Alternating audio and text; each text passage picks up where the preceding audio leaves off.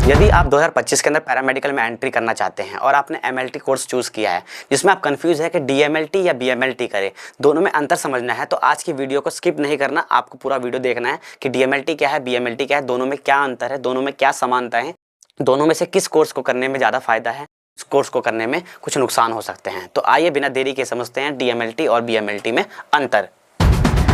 First हम criteria देखते हैं डीएमएलटी और बीएमएलटी के अंदर। फुल फॉर्म इसका, डीएमएलटी का फुल फॉर्म होता है diploma in medical laboratory technology, BMLT का फुल फॉर्म होता है bachelor of medical laboratory technology. दूसरा हम देखते हैं इसका ड्यूरेशन क्या होता है। डीएमएलटी करने का ड्यूरेशन होता है 1 to 2 ईयर्स एंड बीएमएलटी करने का जो ड्यूरेशन होता है वो होता है 3.6 ईयर्स या 4 ईयर्स भी हो सकता है किसी किसी यूनिवर्सिटी का, ठीक है। एंड देन उसके बाद हम देखते हैं एलिजिबिलिटी। डीएमएलटी करने की एलिजिबिलिटी क्या हो सकती है, 12th पास साइंस होना चाहिए जिसमें आपका फिजिक्स केमिस्ट्री मैथ या फिजिक्स केमिस्ट्री बायोलॉजी होना चाहिए। आपका बीएमएलटी करने के लिए भी यही योग्यता होनी चाहिए, आपकी 12th पास साइंस होनी चाहिए जिसमें आप पीसीएम या पीसीबी सब्जेक्ट से आप कंप्लीट कर चुके हैं, पास कर चुके हैं। इसमें कौन कौन से सब्जेक्ट आप पढ़ते हैं, तो डिप्लोमा करने के दौरान आप सब्जेक्ट पढ़ते हैं pathology, anatomy, physiology, microbiology and biochemistry, ये जर्नल बेस पे पढ़ते हैं। अब हम बीएमएलटी के अंदर जो हम पढ़ते हैं यही सब्जेक्ट भी पढ़ते हैं, इसके अलावा हम और भी सब्जेक्ट जो होते हैं वो एडवांस लेवल पे पढ़ते हैं, जैसे कि हम हिस्टोपैथोलॉजी पढ़ते हैं, ब्लड बैंक पढ़ते हैं, या जो भी जैसे माइक्रोबायोलॉजी तो उसको हम और एडवांस लेवल पे पढ़ेंगे, उसके अंदर पैरासाइटोलॉजी पढ़ेंगे, उसके अंदर हम माइकोलॉजी पढ़ेंगे, उसके अंदर हम बैक्टीरियोलॉजी पढ़ेंगे। तो ये सब्जेक्ट जो है आपको बीएमएलटी में पढ़ने होते हैं। अब हम देखेंगे फर्दर स्टडीज, मतलब डिप्लोमा करने के बाद बीएमएलटी करने के बाद आप क्या स्टडी कर सकते हो। डिप्लोमा करने के बाद आप बीएससी इन एमएलटी कर सकते हो, बीएमएलटी कर सकते हो। आप बीएमएलटी करने के बाद आप कर सकते हैं एमएससी एमएलटी या एमएमएलटी या एमबीए हॉस्पिटल मैनेजमेंट के अंदर आप। अब हम वर्क देखेंगे कि डिप्लोमा करने के बाद आप कौन कौन से वर्क के रूप में काम करते हैं, मतलब किस रूप में आप काम करते हैं, काम क्या है आपका। तो आप एक लैब टेक्नीशियन के रूप में लैब के अंदर काम कर सकते हैं, एक फ्लैबोटमिस्ट के रूप में आप काम कर सकते हैं जो ब्लड कलेक्शन करते हैं, इसके अलावा लैब असिस्टेंट के रूप में आप काम कर सकते हैं।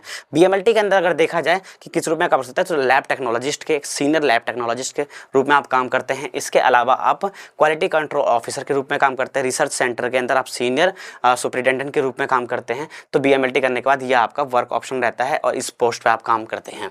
अब हम देखेंगे जॉब सेक्टर की। जॉब सेक्टर के अंदर देखा जाए तो प्राइवेट रूप से अगर देखा जाए कि प्राइवेट में आप अगर डीएमएलटी कर रखा है आपने, तो आप क्लिनिक में वर्क कर सकते हैं, नर्सिंग होम में कर सकते हैं, एक छोटे से लैब में कर सकते हैं आप, इसके अलावा कलेक्शन सेंटर में कर सकते हैं या छोटे मोटे हॉस्पिटल के अंदर कर सकते हैं।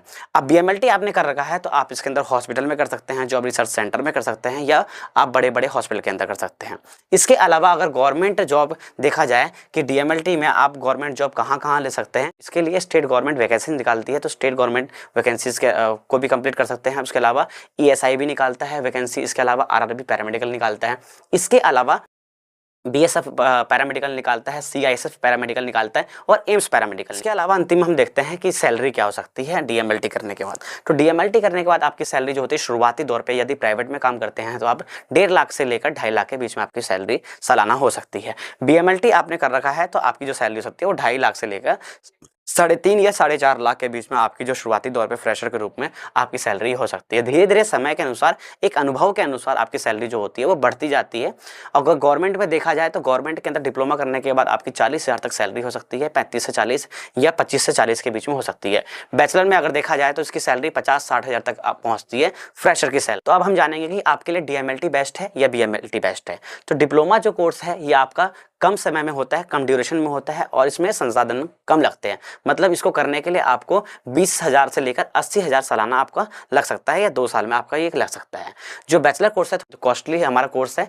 इसके अलावा जो यह बीएमएलटी है इसमें समय ज़्यादा लगता है, 3.5 से लेकर 4 साल के बीच में आपका समय लगता है। तो आपको देखना है कि आप किस में कम्फर्ट है।